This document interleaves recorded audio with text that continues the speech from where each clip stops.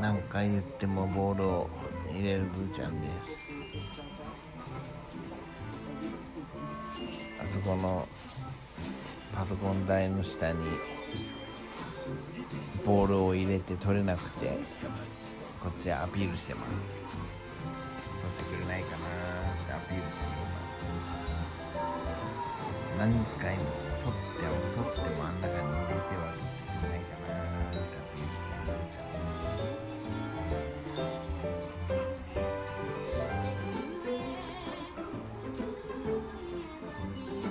ボールはどうしたの？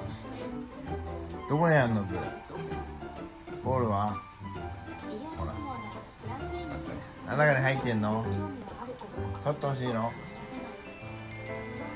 なんで何回取ってもここに入れるんですか？ぶーちゃん、なんで何回言っても入れるの？どこの中に入ってんやろ？あった。何回も取ってあげてるやろね。ぶーちゃん、何回も取ってあげてるね。ぶーちゃん、この中に入れたいん？そうだった。あれ？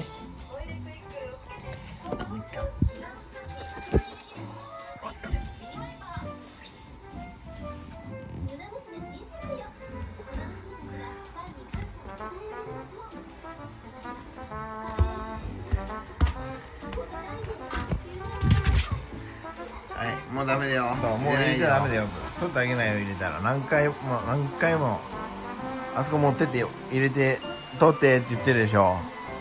わかった？もう入れたらダメだよ。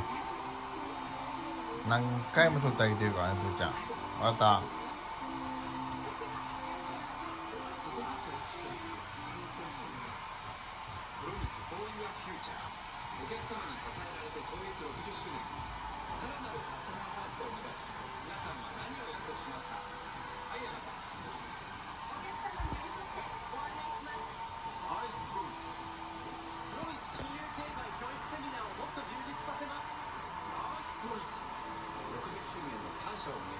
これからもカスタマーファーストをプロミス。